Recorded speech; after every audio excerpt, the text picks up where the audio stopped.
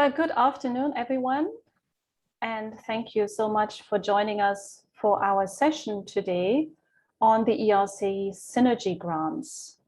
This is a ERCEA ASEAN workshop together with the European Research Council, and we're just waiting for the attendees to come in from the waiting room. So we'll be on our way in just a few seconds. Excellent. So I think most people have joined us now, and more will probably come in a minute. So once again, good afternoon, good morning. Thank you so much for everyone for joining us to this ERCEA ASEAN webinar. And today we're focusing on the European Research Council Synergy Grant, which is a very unique grant and opportunity for small groups of researchers to collaborate with each other. My name is Susanne Renzo-Vaso. I'm Regional Coordinator of the ERCEA ASEAN project in Southeast Asia, and I'm joined by my colleague, Dr. Jenny Elmarco. Hi, Jenny. Yes, good afternoon, everybody. I'm in the Philippines right now, but we'll be based in Vietnam soon. Thank you, Jenny. And as we said, we'll be focusing on the European Research Council grants, the Synergy Grant today. Now, before we introduce you to our key speakers today, we wanted to just quickly get a little bit of an idea of who is joining us today. So we've prepared a very quick mentee poll. So if you do us a favor and just open a second window on your computer or on your device, if you just go onto www.mentee.com and you use the code that is shown here at the top, 25163769. We just have a few questions for you. We just want to understand who the audience is today so that our speakers today can, of course, be even more precise in the answers that they're providing. So the first question is, how much do you already know about the ERC? Do you see on the far left, not so much? On the right-hand side, you're almost an expert, ready to join the ERC Executive Agency. Just a few more seconds. So it looks that people have a little bit of an idea, but maybe you've come to the right place to learn more. So I hope that most of you have had time now to log into mentee.com using the code and just giving us your input. So I think that is interesting. Thank you so much. Maybe Jenny, if we go to the second question. The second question, how many years of experience do you have after receiving your PhD? So are you a very junior researcher? And I can see it's very clear. Obviously, we have an audience here that's very experienced. Most of you have more than 5 years of post-PhD experience. That's good to know. And then I think our third question.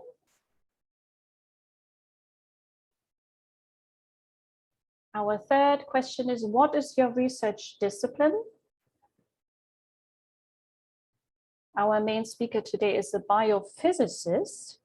So let's see whether she's joined by some of you. I think this is where you just type in just quickly a keyword that describes your research discipline. So biomedical science is very strong, medical mechatronics, social sciences are joining us too. Fabulous, that's great news. So I think a very good spread. All the scientific disciplines are here, and it seems reasonably even in the distribution. So maybe microbiology, very strong. Fabulous. Thank you so much. And I think we just have one final question. And the final question is disappeared, but I think from our registration, we know that a lot of you are based in Singapore. You're joining us today from Singapore. We also are very pleased to welcome researchers from other countries in Southeast Asia, particularly Thailand, Malaysia, and also Vietnam. So a very warm welcome to all of you. Now, before we start with today's presentation, which is about the premier funding body in Europe, the European Research Council, and a very specific grant, the Synergy Grant, I would like to introduce you to Dr. Isabella Pirolo from the EU delegation. Isabella is a policy officer, and part of her portfolio also includes covering scientific relations between Singapore and the European Union. And Isabella has kindly agreed to just share a few words about how this relationship is developing and why scientific cooperation between Singapore and the EU is so very important. Thank you so much, Isabella. The floor is yours. Thank you very much, Suzanne. Thanks a lot also to Jenny for organizing this very timely event. Apart from, again, thanking EURACSES because it's behind this organization together with ERC. I would like actually to thank all of you that are showing up so numerous, and this proves that it's important to talk about the research cooperation. As Suzanne mentioned, I will be very brief, and I was thinking that I would like just to pass 3 messages. And the first one is the fact that the research cooperation is a priority between the dialogue of the European Union and Singapore. Both Singapore and the EU have released in December last year their research priorities in 2 policy documents. I'm sure the researchers joining from Singapore know what I'm talking about. I'm talking about the Research, Innovation and Entrepreneurship Plan 2025. And our policy document, Horizon Europe, was adopted only a few days after RIE was adopted in Singapore. When we looked at the 2 documents, first of all, it was clear that our research priorities are largely coincident. And this is, I mean, we all look at green transition, digital transition, other areas like advanced manufacturing. And this is also why we think it doesn't come as a surprise that our political leaders are also so interested in stepping up this research that we have among us. The second point relates to the resilience of the research community as such. In this almost 2 years now since the outbreak of COVID-19, we saw how immediately researchers and the research community organized itself and recognized the importance of sharing information, the importance of open up to the world in order to find solutions, in order to tackle those challenges that were posed by the pandemic. And in the case of Singapore, but it was also for Vietnam and Thailand, all these countries participated in a worldwide event that was organized by the European Union in May 2020, and where exactly the point was really to facilitate matchmaking between researchers. For us, this was a lesson because it showed how, as a policymaker, we needed to work even more in order to support international cooperation. And this is actually my final point. Innovation, as you know, I'm sure much better than me, cannot happen in isolation. And in today's world, where we see connectivity across continents, it's even more important when we communicate.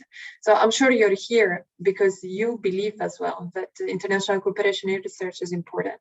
And in our research program, Horizon Europe, this is one of the main points. In fact, as of the latest program, so as of 2021, Horizon Europe is open also to third countries.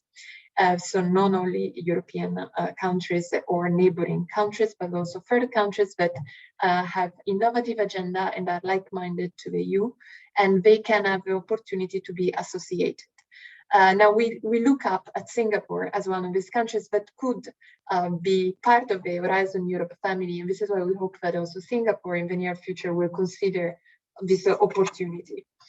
Now, I would like to conclude because you have a very interesting agenda in front of you, and I'm sure it will be very, very interesting for you also to hear what our speaker from Brussels will share in a second with us. But I just would like to wish not only to hear new ideas and maybe also to find a way to find new innovative ways to cooperate with each other. But I'm sure last week you were all reading the news of the latest Nobel Prize laureates, and many were actually ERC grantee in the past.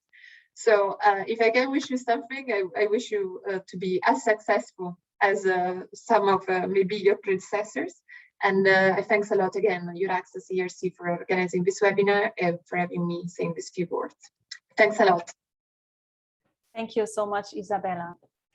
And as Isabella has said, we are focusing today on the ERC, the Europe's premier funding agency that funds high-risk, high-impact research in Europe for researchers of all nationalities and all scientific disciplines. And there are ERC grants for researchers at various stages in their career development. We are focusing today on a very specific one, which is the Synergy Grant, which funds collaborative research of small groups of PIs. And we have invited the expert lady for us to really brief us on how this grant works, what the modalities are, what the eligibility criteria are, and she will give us also some advice on how to draft an application.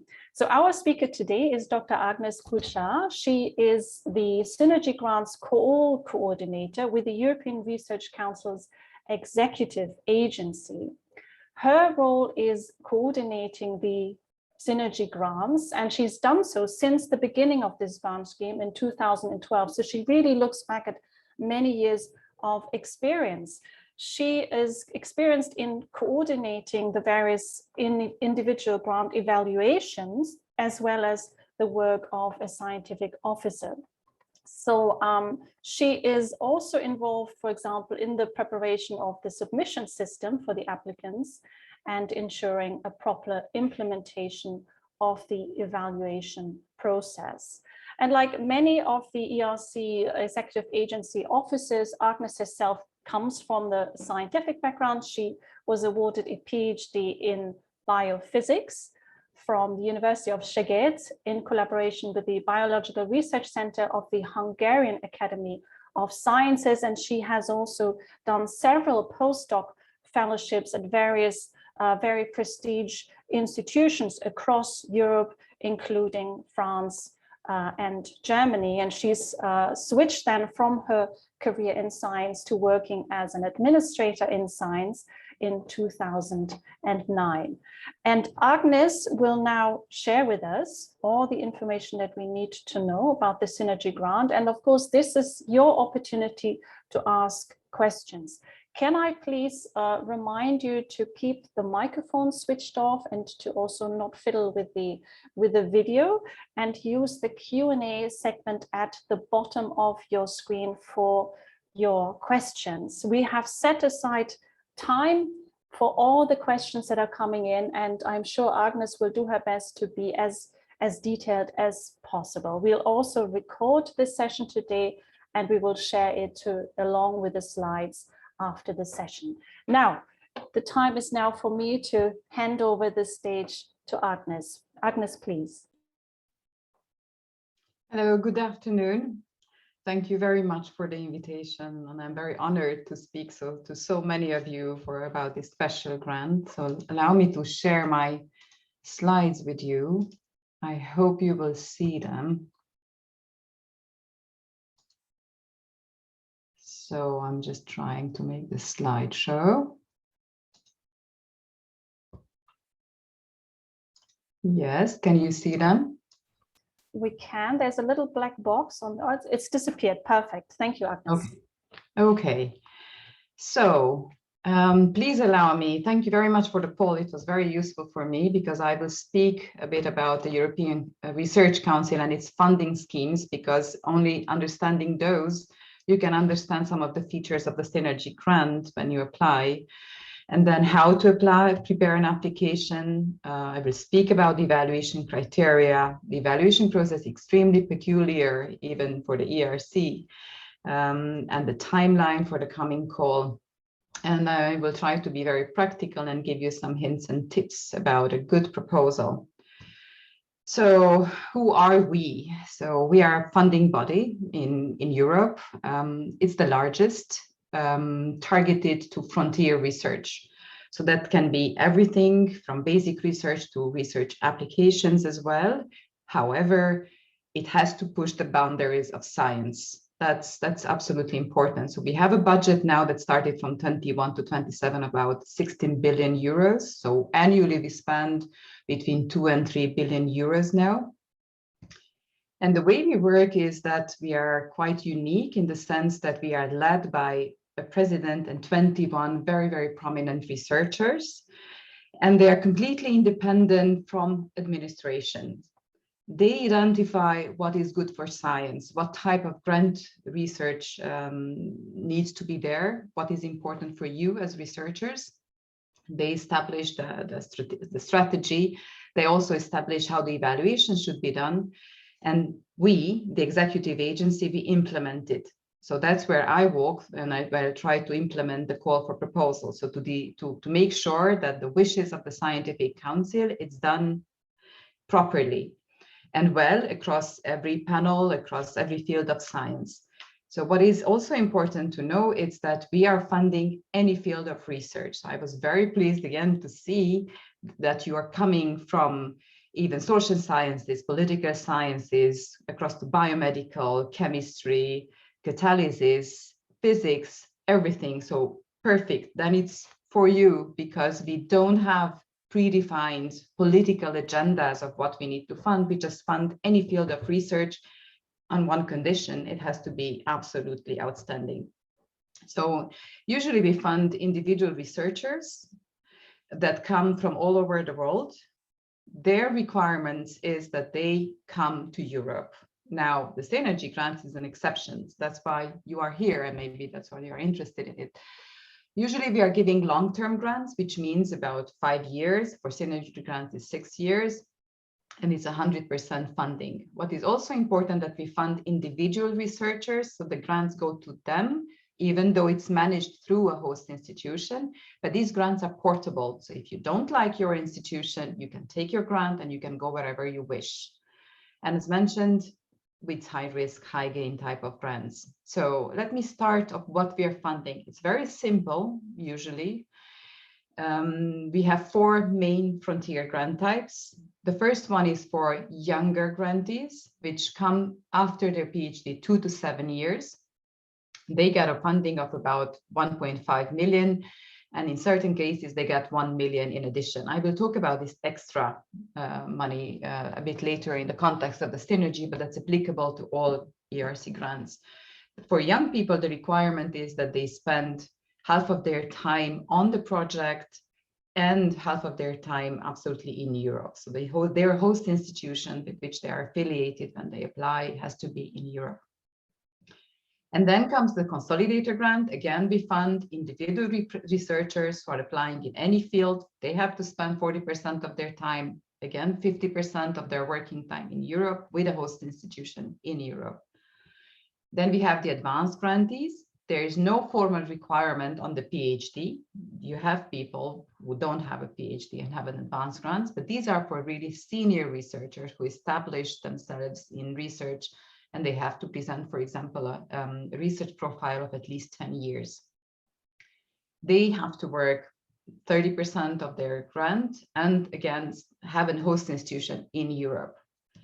And now comes the synergy grants, which is in fact for a very small group of people, 2, 3, or 4 PIs and their teams. They can have collaborators, but it's a very, very tight-knit group. And I will dwell on this and I will explain this further.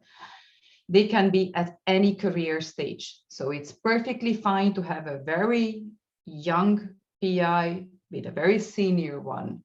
That's equally fine because they are evaluated according to their career stages.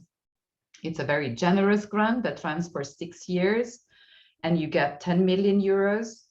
In general, that's the maximum. Again, you can apply even for 1 or 2 million, and there's 4 million set aside in case you need access to infrastructure or some very special equipment or access to laboratory, not for salaries, but for additional things. Now, out of this group of maximum 4 PIs, one of the PIs can be outside of Europe. And I will speak about that too, because that's applicable to you. Now, when you are applying, no matter that you're in Singapore, Thailand, Vietnam, Malaysia, you have to have a host institution. You cannot apply just as a person. This host institution has to provide you with a commitment letter. There's a template for that in the submission system when you are applying, and that commitment of the host institution will ensure that the PI can apply for funding independently, that it's able to manage the research and funding for the project, to publish independently, and to have access to reasonable space and facilities. And again, don't forget that it's portable.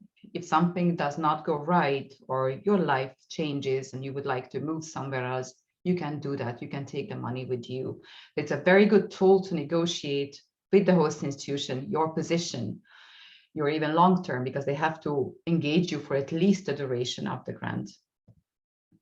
So, success rates for the Synergy grants. This is for the past call. In the Synergy 2020 call, we had a success rate of around 7.5%. So it's very competitive, but you can see that we have PIs coming from outside of Europe who got funded. They are from Chile, from Japan, Canada, US. There are 5 US-based PIs, Australia.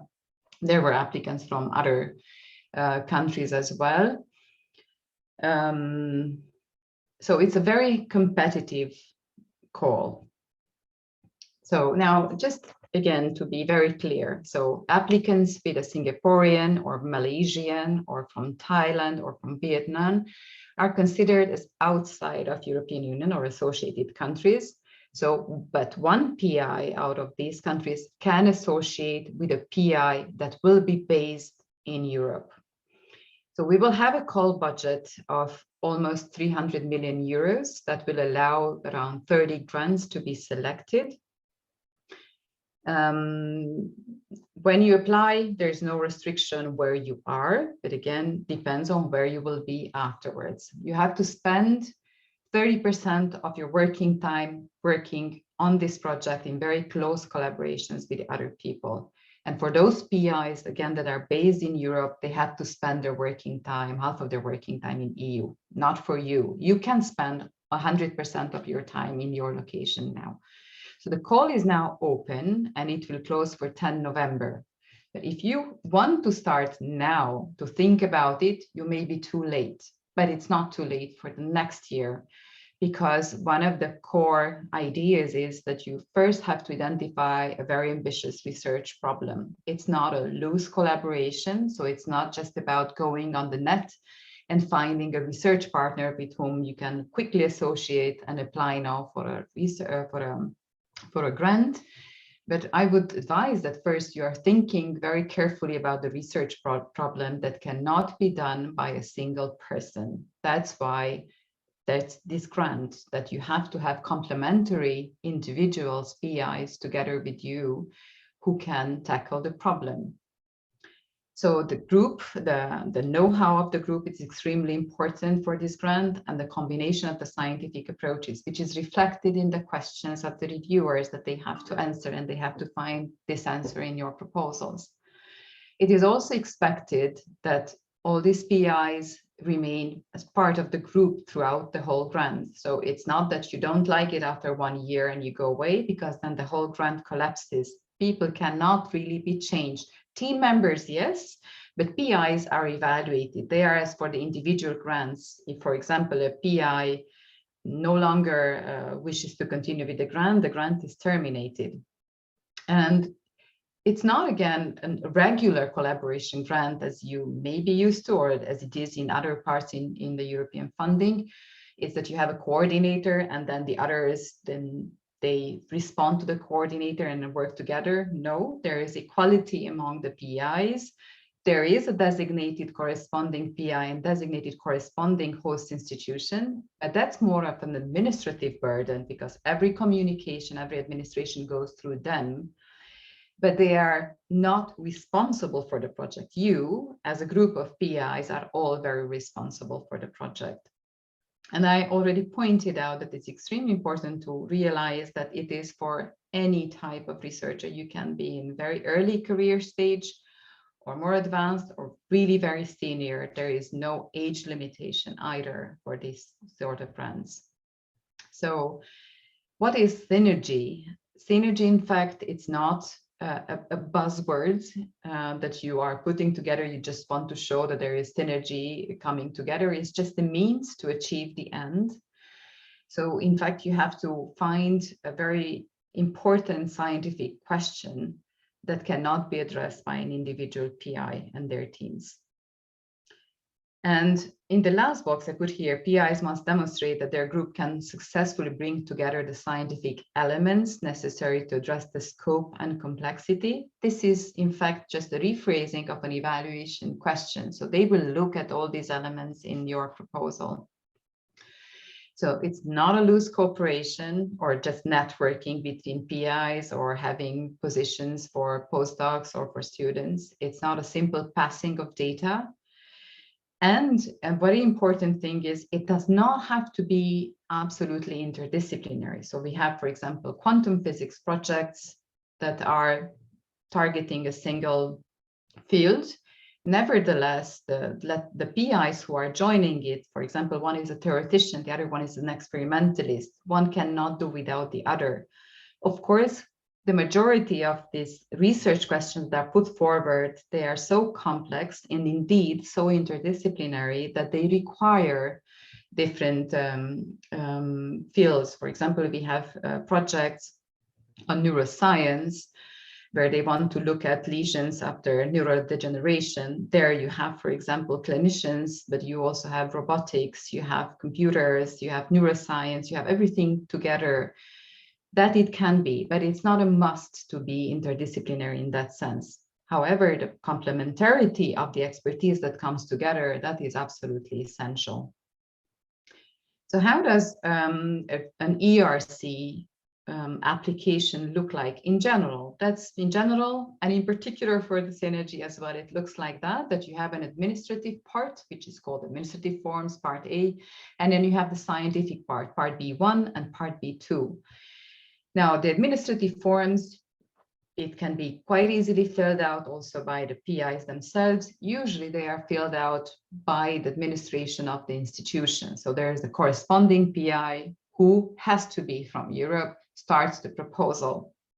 They choose very carefully the ERC keywords. What are these keywords? So in the starting consolidator advanced grants, so in the individual grants, we have a 27 panel based evaluation system where the applicants in fact choose panels and they apply. There are panels, for example, on condensed matter physics, there are on mathematics, there are on chemistry, on materials, there are on social sciences, on history, archaeology, and so on. And all these panels have between 20-30 keywords. So the applicants, when they're applying to regular calls, they are choosing the panels and the keywords that are associated. And so we know where to put them. The ERC, I will speak very much in detail about the evaluation so that you understand also the process. Also, when you're writing, that's different. For the Synergy grants, we don't have panels. Every proposal is submitted to a single huge panel, but we are using the keywords that are defined in those 27 panels. So we have a keyword of several hundreds of small keywords. Those choose them very carefully because the proposals are evaluated at first assigned to the reviewers based on these keywords and on the short abstract. There are then certain annexes that you have to submit. These are the commitment letter of the host institutions. We don't require PhD documents. There are ethics and security documents in case your research are touching on those aspects. So for example, if you're working with primates. However, the administrative forms and the annexes are not accessible to reviewers at all. They only deal with the science, which is part B1 and part B2. So there's this 3-step evaluation, and to start with, the reviewers are reading only the short proposal, the part B1, which is only 5 pages. And then you have 2 pages of curriculum vitae per principal investigator, and also a track record that you have to present, which is of 2 pages per PI. If you're passing the first step, then part B1 and part B2 are evaluated at the same time. Part B2 is submitted at the beginning as well. So it's part of the submission process. You cannot submit it later, but it is evaluated only if you pass to the subsequent steps. And that's the extended scientific proposal of 15 pages that has the state-of-the-art methodology and the resources with a budget breakdown table per PI and the joint figures for the whole group. All this information, it is available in the information for applicants. So we have two main guides that are very essential for you when you are applying, and I would advise any applicant to ERC to read them. One is the work program, which is the legal basis for our functioning, and it is written, defined by the Scientific Council. So it contains the grant types and what is required in the profiles of each of the applicants. And then the information for applicants explains all these parts and explains the evaluation, the evaluation process and the application process as well. So these are the rules for resubmissions. I'm not going into detail, but just to tell you that when you are applying, in fact, you will receive an A, B, or C score in step 1. And depending on the score that you receive, it will define whether you can apply the next year or in 2 years or in 3 years again to the ERC. That is made to ensure that the submission numbers are also regulated, but also especially to give time for the researcher to be more mature, to mature the proposal, to make it better based on the feedback. So I would say, don't be afraid to apply. Do apply, because you will learn a lot when you're applying to the ERC, because you will receive feedback. So every reviewer's comments, you will get it. You will get it also with the panel comments, so that you can use to make your proposal better in case you are not successful. And we are also seeing that the resubmitted proposals are much more successful than those ones that submit for the first time. So on what basis it's evaluated your proposal? Only the science matters, the quality of the research and the quality of the principal investigator. So that's why it's on 2 levels, and the question target the groundbreaking nature, the potential scientific impact, the scientific approach, and of course the synergetic aspects on how the people come together. And in step 1, not even in 5 pages, you cannot present the methodology in so much detail. So that is not assessed. They assess only whether it is feasible to do. The detailed way of how you will do your research, it's in part B2, which is evaluated only in later steps. And the resources, budget are not assessed in step 1. But the PIs are, and each of the PIs have to be good on their individual level to apply for an ERC grant. So not only them as individuals are looked at, but the group as a whole. So the evaluation process. 3 steps. You all submit to a single panel. The proposals are allocated to reviewers. These reviewers are composed of panel members and panel evaluators. So panel members are about 87 only for Synergy grants. These are the dedicated, in their contract, they belong to the Synergy 22 call. And there are only 87. So these people have to cover all fields of sciences and scholarship. So that's quite a hard job, even though in the beginning, in step 1, they evaluate from a generalist perspective. So to be able to cope with a big number of proposals, so let's say in 2020 we had 440 submitted proposals. Each proposal is evaluated about 4 or 5 people. So these panel members are helped by these panel evaluators, who are panel members of other regular ERC calls, starting, consolidator, advanced grants. So there we try to have more closer expertise on the proposal. What is also the peculiarity in Synergy is that when all these reviews are done individually, remotely, then the panel chairs and vice chairs, so only 11 people meet. Usually they met in Brussels in the past. We hope that again, now that the pandemic is coming a bit to a quieter moment, then again we'll come to Brussels, and then these 11 people will select about 7 times the call budget, which means last year, for example, out of 440, we had about 200 proposals that passed to the step 2. And then those applicants who get a B and the C score, they will get their feedback, they will get the individual reviews. Now, once we have these about 200 proposals, then 5 panels will be formed. That's why we have 5 panel chairs in the Synergy call. And the names of the panel chairs will be published soon, for example, on our website. But don't ever contact any reviewer, please, because you will be excluded from the evaluation. So there are 5 panels, and these 5 panels are mainly oriented like that. You have 1 social science and humanities panel, you have 2 life sciences, and you have 2 physical sciences and engineering. But these are extremely interdisciplinary. The label doesn't matter very much. So you have many proposals, more than half of them that in fact fall between 2 panels or even 3. There we make sure that for every discussion, for every review, we get people which have the closest expertise, no matter to which panel they are assigned to. So there, don't dwell on which panels you belong to with a synergy proposal. Now, when you reach step 2, then not only panel members, so about 4 panel members look at your proposal. As I said, these look from more generalist perspective, but they are nominating external specialized reviewers.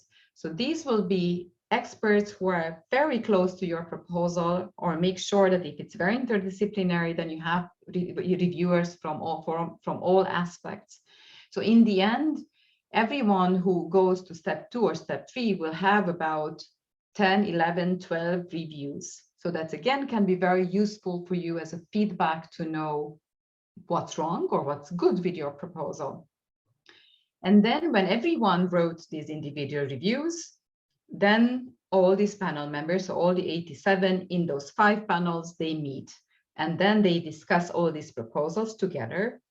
And then they select a number of proposals that will be invited for interview. And that is maximum 3 times the panel budget, which means if we are to select in the end about 30 proposals, then they will be invited about 90 to 100 proposals, depending again on the budget that is there in the individual grant.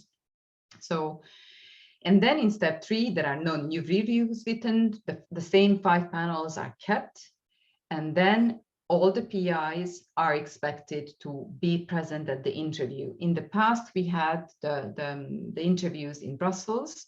Now with the pandemic, we had online interviews, in which each of the PIs have to connect, because the panels want to see the interaction between the peoples and how they actually will do these very complex research schemes.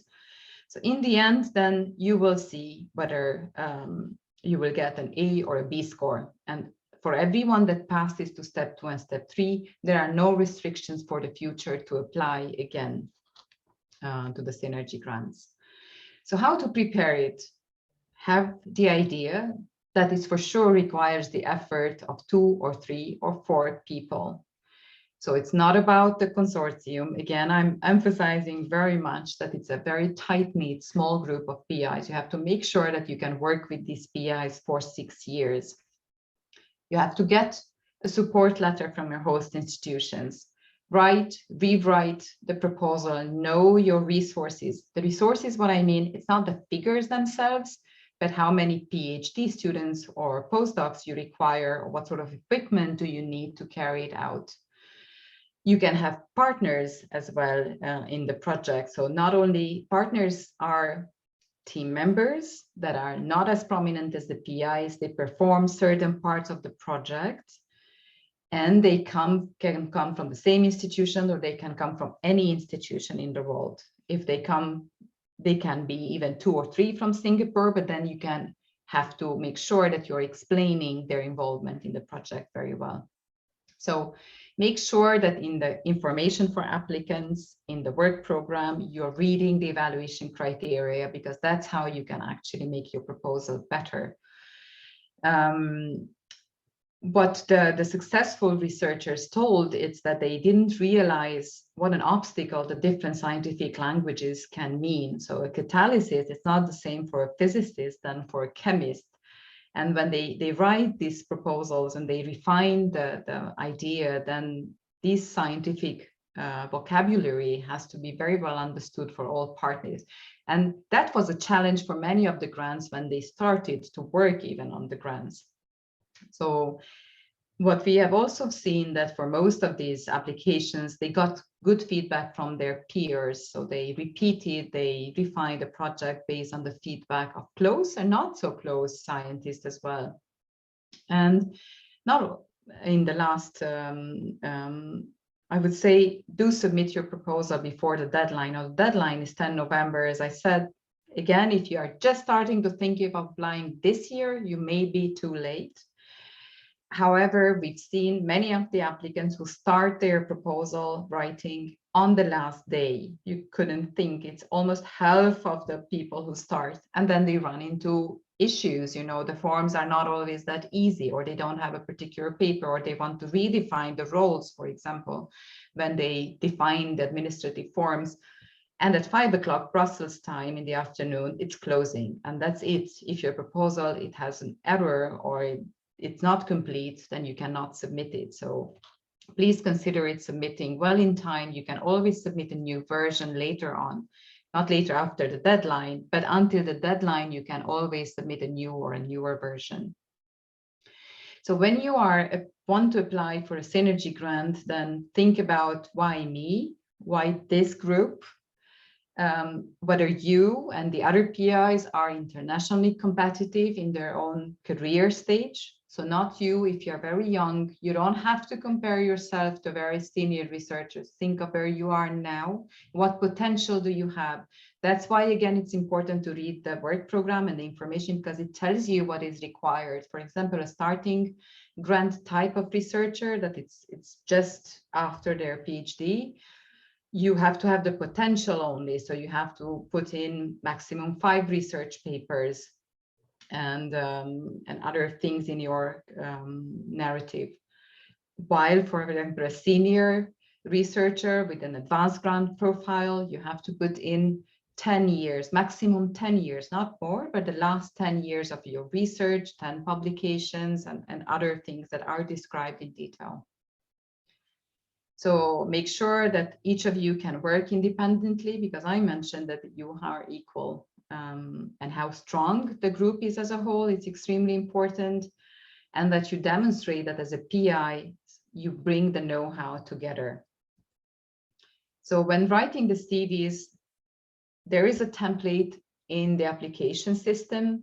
So when you are looking at the funding and tenders portal, that's where all the EU applications are going through. So if you just search funding and tender portals and there you search for Synergy grants, it immediately leads you to Synergy grants or from our website. Then when you download the Part B1 template, do use that, please, to fill it out, because that's how the reviewers can compare different CVs and track records together. Explain if you have gaps. If due to COVID in the past 2 years, you couldn't really work, do explain that one. No need to provide PhD supportive documents.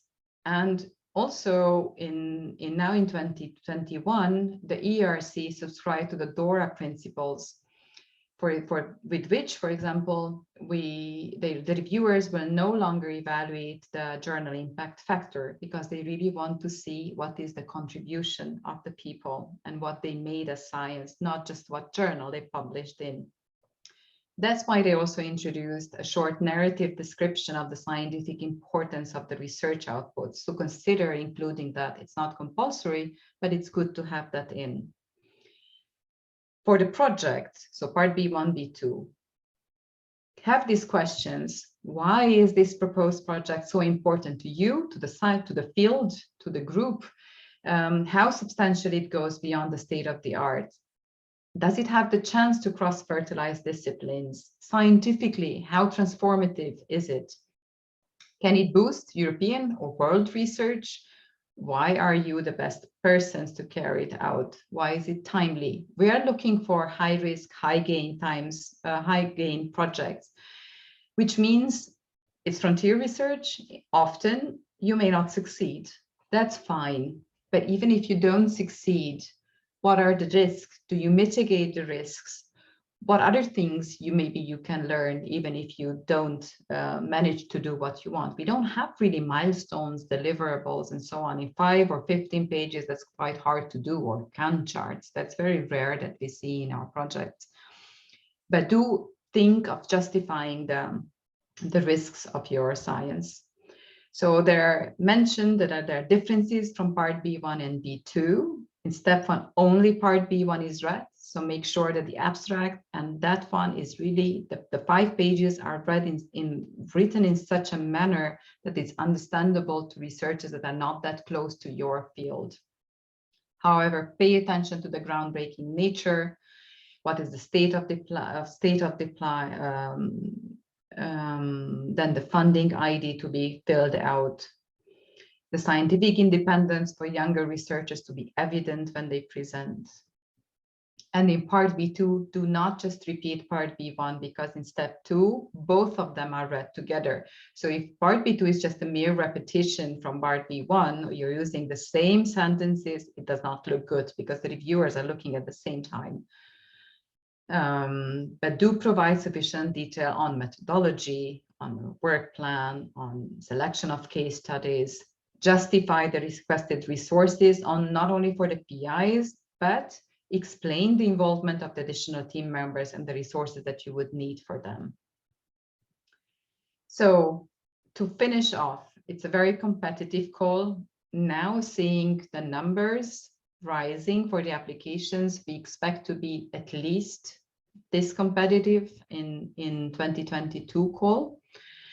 So consider how ready you are before applying.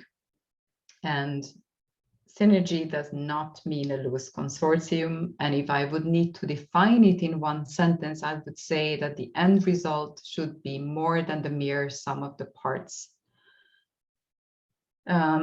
For information, go on our websites. You have videos on Synergy Grants. You have 4 videos. You have examples also on ERC classes, how to write for individual, how to apply for individual grants. But that's valid also more or less for the Synergy Grants as well.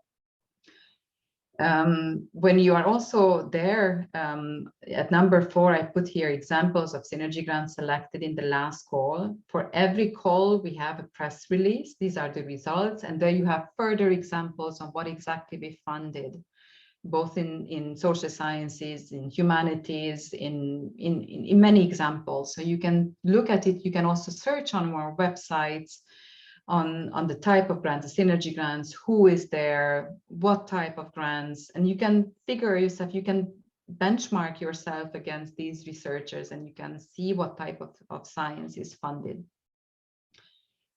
You have a specific question after you read the work program and information for applicant, then do feel free to contact us. So if you have a very specific question, if it's not clear, then do write to us. I'm very happy with my team to reply to your questions. So thank you very much and looking forward to your questions.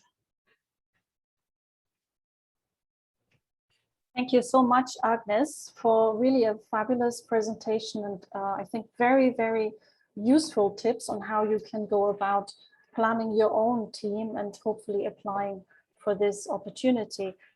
We will, as we already wrote in the chat, share the slides and the recording with all of you after the session, so you have time to go over it again. And of course, as Agnes has just shared, the ERC's website is really, really fabulous, with lots of very clear instructions and also advice on how to draft an application. Now, we have received quite a few questions, Agnes.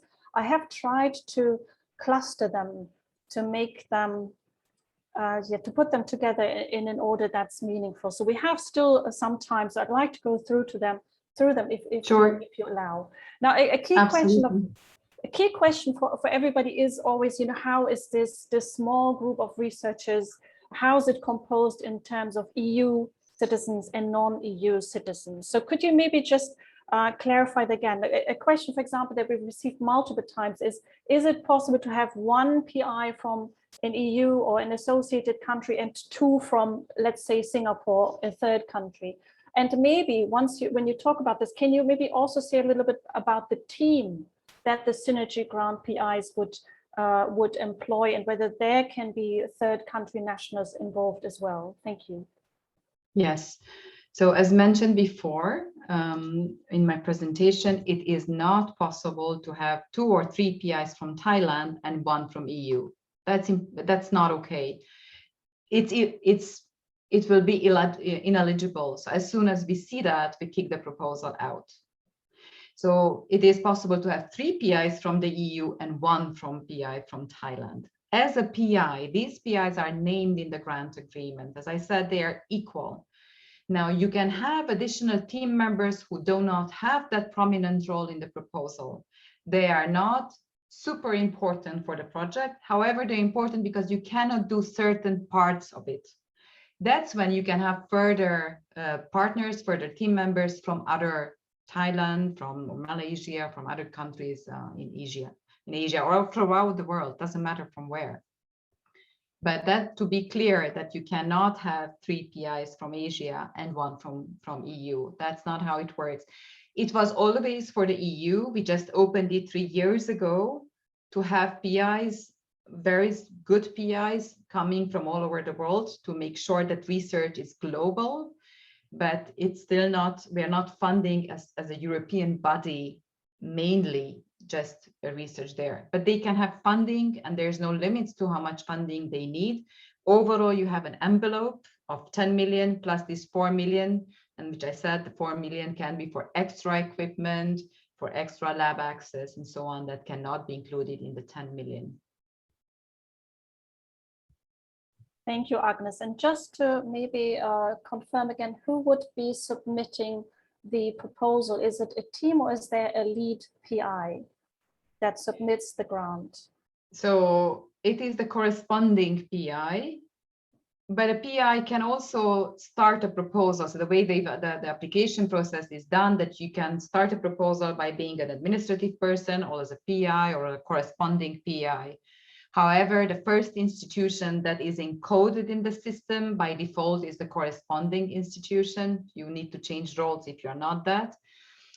Again, why it is important is because the corresponding institution has different access roles when you are defining a proposal. They are the ones, there are common parts, for example, the ethics part, or there are certain common questions, you know, in the application forms that are accessible only to the corresponding institutions people, PIs, administrative people, and so on. To the other PIs who come from other parts, they can see they can edit their own parts, they can see the whole, but they cannot edit the common parts. That's only the corresponding institution's role, and the corresponding institution can only be from Europe. Thank you so much. Now we have a question here from Richard Mode, who I believe is based in Thailand. He's a UK citizen, but based full-time at an Oxford University research unit in Thailand. He's asking whether he would have to spend time in Europe, and I think the answer is quite clear. I'll hand it over to you. Well, UK, it's due to become an associated country. So in that sense, if you're applying for the Oxford institution, as an institution, you will be required to spend time in Europe, yes. However, if you're totally based in Thailand, I'm not so sure. So do write me an email about that, and I can ask my granting department to check that legal requirement there, if it's permanently based in Thailand, and that's how you are applying. That is not fully clear for me. So write me. Good. So we'll share also Agnes' email later on. So don't worry, we'll share it. You can find on the Synergy applications, which is on the slides, because I'm responding to those as well. Good. Jenny will send it in the chat box so that you can start sending her your message to her and she can reply straight away. So the next question is from someone who is considering writing a grant proposal together with an EU national who is currently a postdoc based outside of the European Union, but planning to return to the EU as an independent investigator. So how about this collaboration? Would that? That's perfectly fine. It doesn't matter where you are at the time of application. You just need to get a commitment letter from the institutions with which you plan to apply. have that in the application. If you get the grant, you move there. Excellent, very clear answer. And I think the next one is also going to be very easy to answer. Someone is wondering whether a researcher who is not based at a university, but actually conducting research in the private sector at a company, would they also be eligible to be a PI? Oh, they're most than welcome. So we do want to reach out to industry, to all sorts of organizations. So you're absolutely free to apply. And if you have an alternative career, so you don't have a linear career, let's say in academics, do explain that in your CV, in your track record. You're free to do that, because you just have to explain why you are so good in what you are doing. And it's fine that you have a different path. Thank you, Agnes. Now we have some more specific questions related to the administration of the grant. There's someone who is wondering, do we need to register our non-EU institutions, for example, a host institution in Singapore, and have a 9-digit PIC, the participant identification code? Yes, you do need to do that. That can be validated then later on by there are colleagues who are dealing with that in the European Commission. That's a service that it's not, it has nothing to do with the ERC. But yes, as an organization, you have to register, you get a PIC code. That's how then you are defining. It's automatically, it gets that information in the system. You're not even editing that part. Or maybe for people that are a bit confused now, this is just an administrative procedure. All the applications are submitted via the so-called participant and tendering portal, and there is a specific code that is allocated to each institution just to make it easier to manage the application. So this is nothing to worry about. Now we're talking about the money. There's a question here asking, Singapore is a third country, so it's not an associated country or member state, but does that mean that no funds are allowed to flow to the Singapore PI in the Synergy Grant? How is that managed? I'm not sure I understand. There are funds. Absolutely, you can get as many funds as you want. I think the question is the money, if there's a Singapore PI, that the money will actually move to Singapore and not stay within Europe, like it is the case with other. It will move to Singapore. It will move to your institution. It is managed through the corresponding institution, but it will be available to you. So it will go to your institution. Exactly. So there's always a concern, because under with the different under other grants under Horizon Europe or Horizon 2020, this is not the case. Just to emphasize again, this is an exceptional condition for the Synergy Grant. So indeed, yes, the money will go to the third country, Singapore, as an example. Are there any provisions for indirect costs as well, is a question here. There are. That is compulsorily, and it's a fixed 25% rate for all the ERC grant. That's across all the Horizon Europe. That's what we are paying, and that cannot be defined differently. So even when you are defining your resources, there's a table with the calculations, and it's required you to calculate with that 25% of overheads. Thank you so much. Is there an opportunity to purchase equipment with the ERC Synergy Grant? There is. So if you are within the limit of 10 million, most of the ERC grants, usually they are composed of salaries. A lot of money goes to people, but a lot of equipment goes in it too. So quite expensive equipment of 1, 2, 3 million euros. So if it's really a very big chunk of equipment, and you are, for example, 4 PIs, then you can ask that in that plus 4 million euros. That's an overall envelope. So in total, you can ask for 14 million euros. So you can put in as much of equipment as you really need. Don't overprice it though, because reviewers are coming from the same field as you come. So they do know what type of equipment you might need and about what's the cost. They will not cut the cost as such, but they can say that equipment is not needed for the purpose of the science that you'd want to do. Thank you. There's 2 related questions here. The first one, what is the technology readiness level of the project that is required for the ERC Synergy proposal? And the second question related, is preliminary data required for the application? Okay, technology readiness is not required.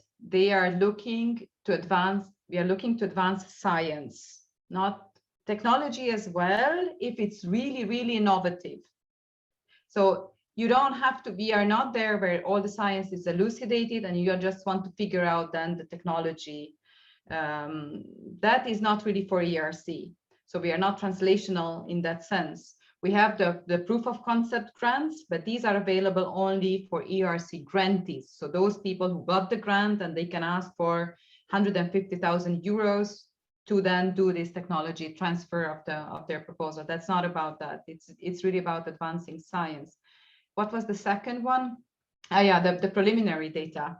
Now that it's a question that I cannot easily answer. The reason for that is that comes with the high risk, high gain aspect of the project.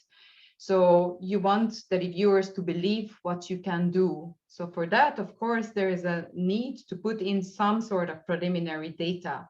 Now, if you put too much, it means you have done it. So then it's just a small incremental step. And that's again, not for ERC.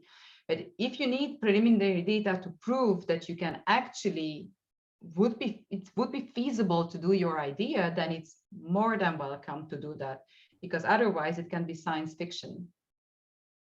Thank you so much. Now, a few more questions. The first question that relates to how different the Synergy Grant is from the Human Frontier Science Program. Now, this person is wondering whether it could be a disadvantage for the proposal if the team members have collaborated before. And secondly, can the research question that is being addressed be aligned with the PI's research focus, or does it have to be something completely new? Okay, so the first question, we have all sorts of grants. We have people who collaborated for the past 20 years and they got a grant. We have people who never collaborated, they got a grant. We have people, 2 of them collaborated, 2 others not. That's how. It's not an advantage or disadvantage. That doesn't matter. It matters, it's again, whether the 3 or 4 of you are needed for the project, and it's only you can do it, no one really else. And secondly, to answer the second question comes there, that's important that it's not just an incremental research. So it can be in your own field, but if it's just, well, you have done this before, and it's a normal continuation of your science, that will not work. So you have to think in a bit bigger terms in science. That can be quite challenging, but at least you can think ahead for where you want to be in 6 years or 10 years time. And you do not have to go away necessarily from science. We see all sorts. We see people who try to venture into something else. And that's where, again, your CV matters so much, because they say, that person is capable of changing research areas.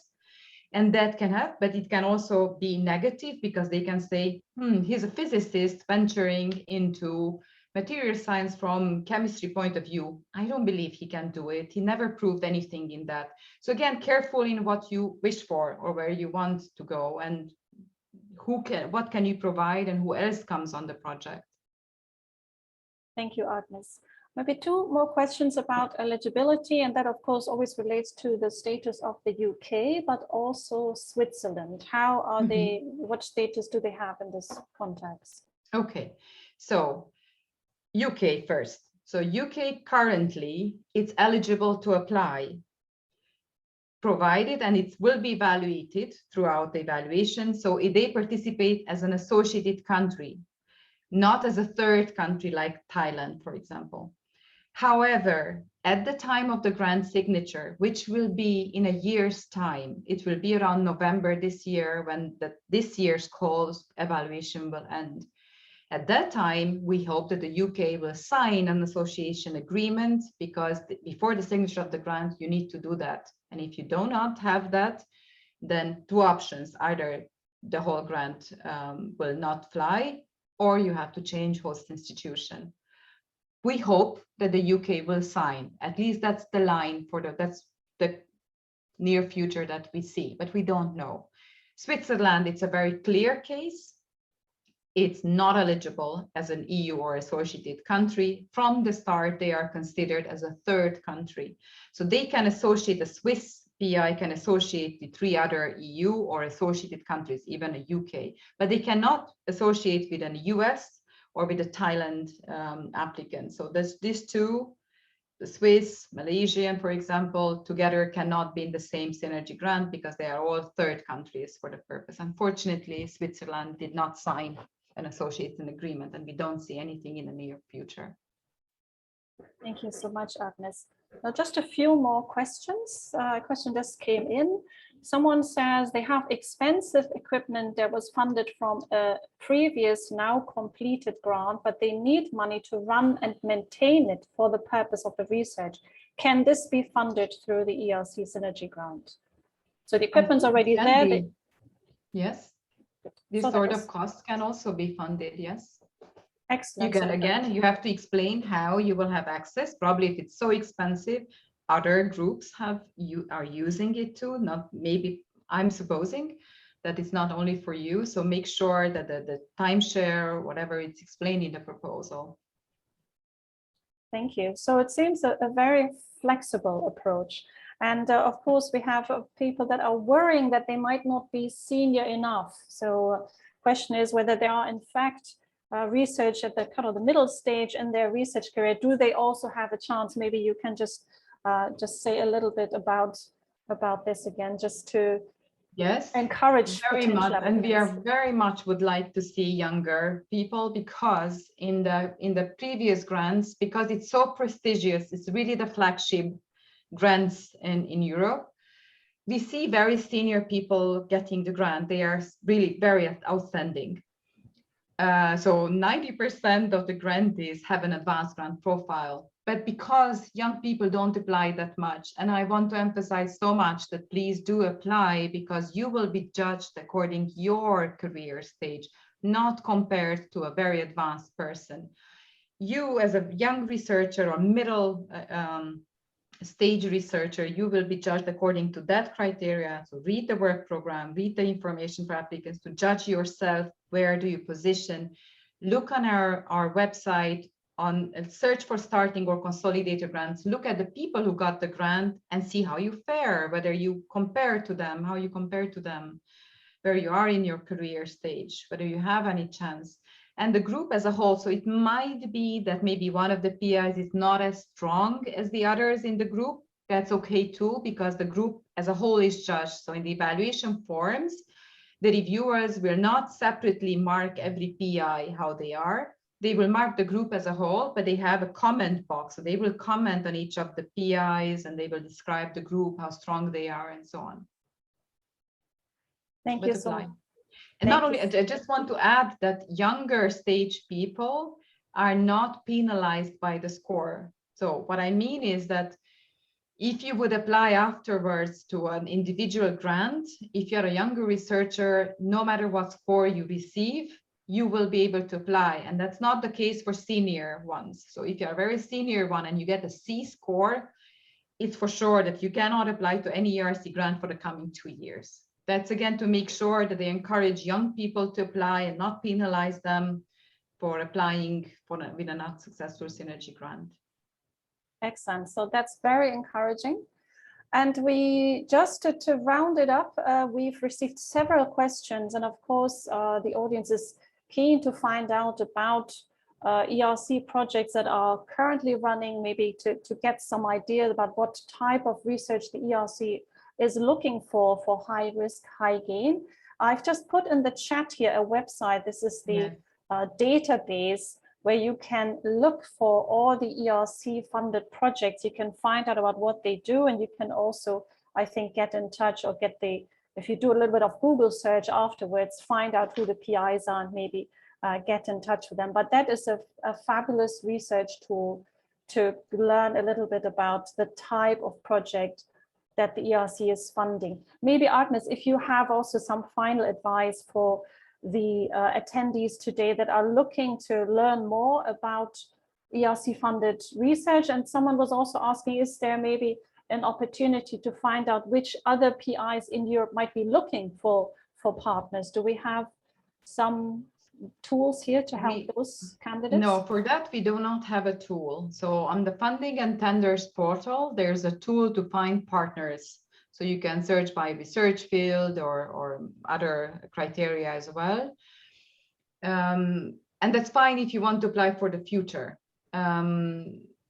Usually people know who are the prominent people in different fields. So they try to have, you know, through conferences, whatever, they get to know these people, and that's how they start engaging in a discussion. So we don't have a tool per se, because again, we don't want to encourage a loose collaboration. However, so that's one thing to look on the F&T portal, but on the other hand, it needs time to really think very carefully who could be the other PIs to join in your idea. That needs a lot of time to figure that out and find that in the world and take contact, and for them to trust you as well to build a good proposal. It takes between 6 to 1 year to write a good synergy proposal. That's what we have seen in the successful grantees in their stories. Thank you. And then, of course, the good news is that the call that is opening soon is not the only one, but the ERC grants are, of course, part of Horizon Europe. So they are annual calls. You can look out for synergy grants in the coming years. So you have plenty of time to build your consortium and really look at this unique research idea that gives you a competitive edge over your peers. I just want, if I may, just to emphasize that we do not really like the word consortium.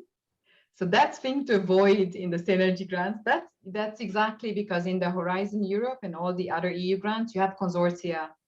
And that means something more heavy. It means a lot of partners, a lot of small money, you know, small bits and pieces. And this is not about that. This is a group. So even in thinking, you have to think a bit differently in how tight-knit this group has to be. They have to prove how well they will work together. So find innovative ways to prove that you can, because what we have seen in all the successful grants is that they collaborate very intensively. So on a weekly basis, the students get exchanged a lot. So it's not just working in your corner. Excellent. I think that was a great, very uplifting final word for us. And once again, we will share all the material that we've presented in the past hour or so with you.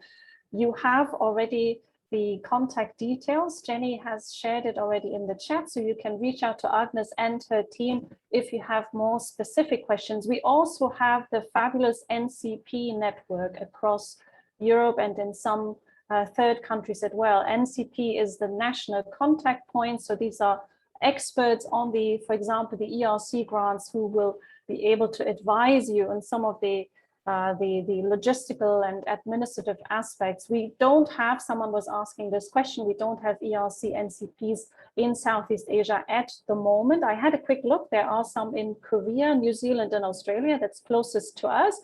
But you can, of course, always reach out to the NCP that is based in the partner country, in the country where your partners, your PI partners would be, and just together as a group, as a team, as a very kind of close-knit gang of researchers, then get the advice of our NCPs there.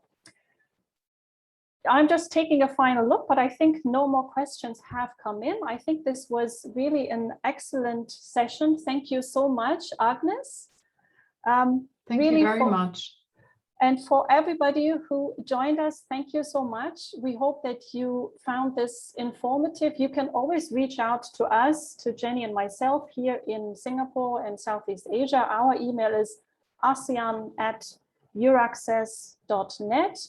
And we can do our best to maybe help you identify potential partners, group gang members in Europe that are in your field. So with this, I think, thank you so much, everybody. A wonderful evening, and to you, Agnes, a wonderful day in Brussels. And we'll see you all very soon. Thank you so much. Thank you very much. Thank you, everybody. Goodbye. Goodbye. Bye-bye.